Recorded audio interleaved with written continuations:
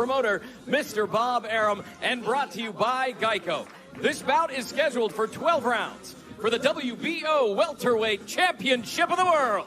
And now to the millions watching on ESPN and around the world, this is boxing, this is Top Rank, and this is the main event!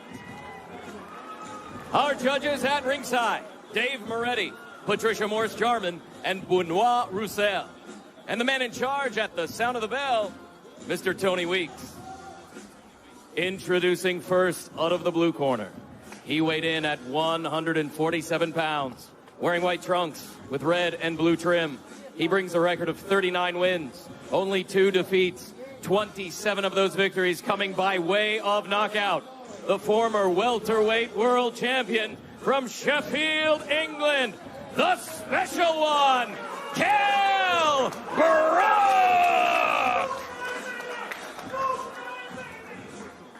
Introducing out of the red corner. He weighed in at 146.4 pounds, wearing black trunks with gold trim. He brings a perfect record, 36 wins, no defeats, 27 victories coming by way of knockout. The former lightweight world champion, the former undisputed junior welterweight world champion, the reigning, defending WBO welterweight world champion, the pound-for-pound king from Omaha, Nebraska, Terence "Bud" Crawford!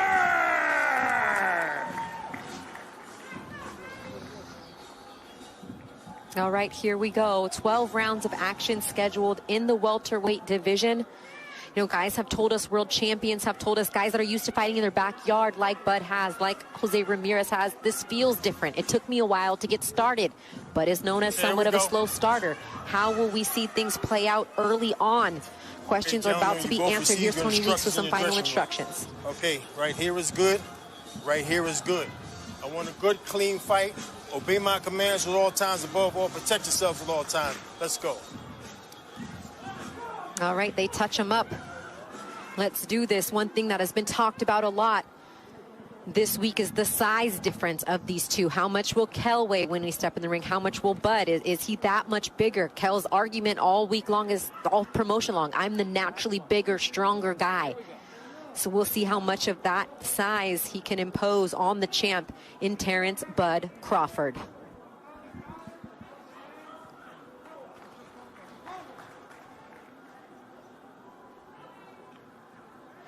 Christina Poncher and former WBO 140-pound world champ Chris Algieri here with you on the call. Thank you for watching us wherever in the world that you are as we get ready for our championship main event.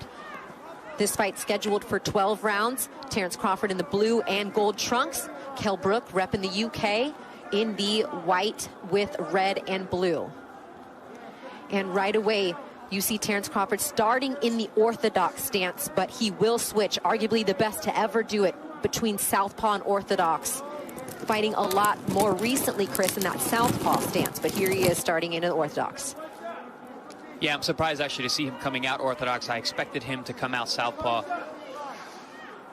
I think Kell Brook probably expected him to as well.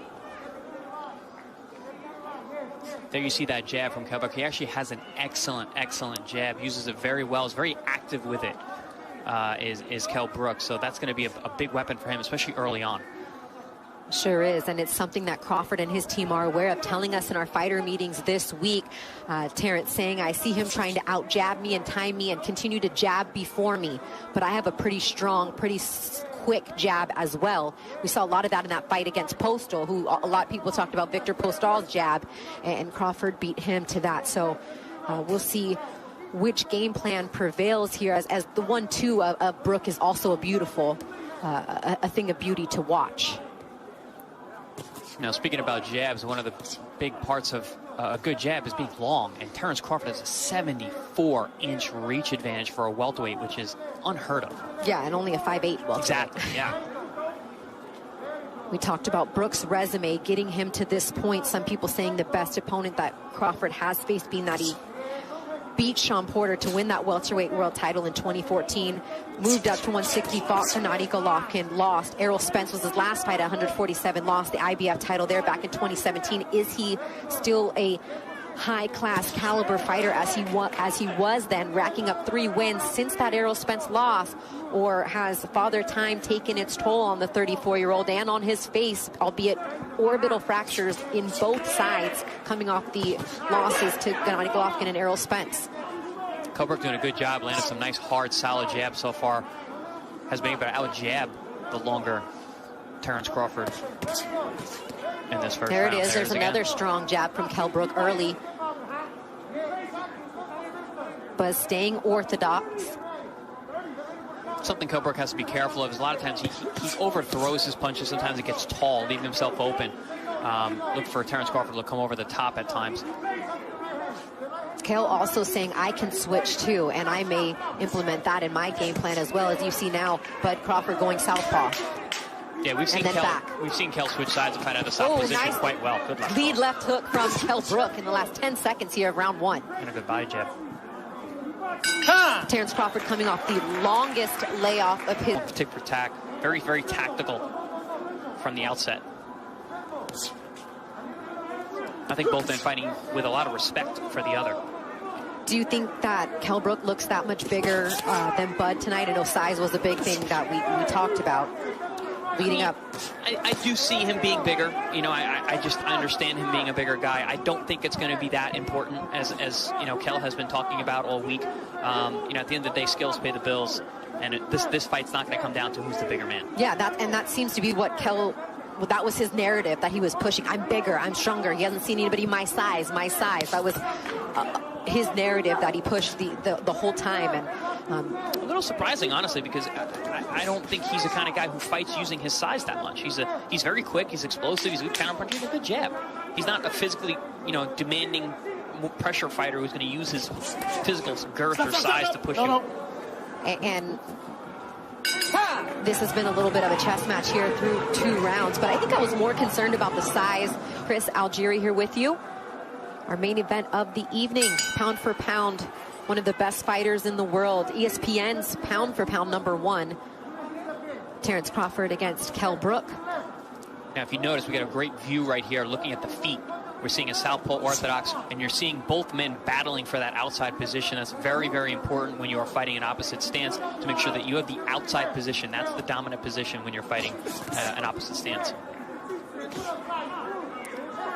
See that what happened just there. Kell Brook pulling back with his chin up in the air. That's where he really needs to be careful with the reach and the timing of Terence Crawford as you're pulling away. Crawford giving him a different look here, starting this round for the first time in the fight as a southpaw. The first 2 rounds were as orthodox as you take a look at some of the punch stats. A 36% clip landed for Kell Brook. About the same amount of punches thrown there. And that right strong hand jab from Crawford in this southpaw position is where he's very comfortable with that. His strongest hand out in front, as you see him throw it there to the body and then doubling it up back up top. Yeah, he definitely seems to be way more comfortable out fighting out that southpaw stance. We've seen it more in recent years, him starting fights from that, fighting entire fights out of the southpaw position.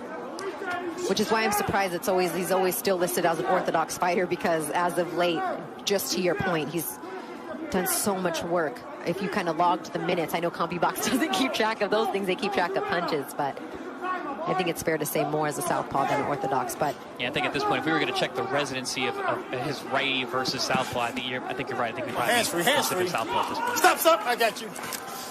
And for an opponent, Chris, what kind of challenges does that pose, especially in your preparation? I mean, you're trying to bring in guys that have both stances. You're trying to make adjustments on the fly in the ring. Well, that's the thing about training camp. You have a finite amount of time to work on specifics for the craft, for the actual fight in front of you. So with Terence Crawford, you have to prepare for 2 guys. You know, so it makes it that much more difficult. Two nice right hands there from Kell Brook. Things starting to heat up here in round number 3. Terence Crawford in the States before the bell, a minus 1,100 underdog, meaning you'd have to bet $1,100 on Terence Crawford to win 100. Chris and I were talking about, you know, earlier in the week it was 7-1 odds. We were like, wow, I can't believe Brook is that much of an underdog. He doesn't look it here yet through 3 rounds, but Crawford's starting to get his respect. That strong right jab, having some success here in round 3 in that, southpaw position. For the people at home, they might not think a whole lot is going on, but there's a tremendous amount of tactical work from both men right now. Nice right hand there from Brook and a counter from Bud. All these shifts and movements and feints. Big right hand from Crawford at the 10-second mark in round 3. Things are heating up here. Nice combination from Crawford. Then he goes down to the body as we see things start to... First thing to do when you got a puncher like Terence Crawford in front of you, who throws punches from such strange angles and generates power.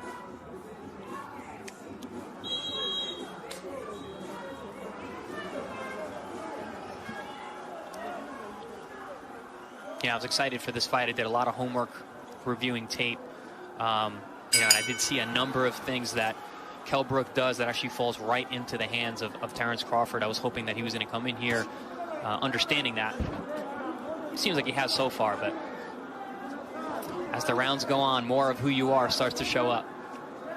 Back in the southpaw stance as he started round 3. Again here in round 4, there's a minor little swelling abrasion on the right eye of Crawford as he gets tagged, as I say that, by a left hand of Kell Brook. Their heads sliced together at some point too. I think both.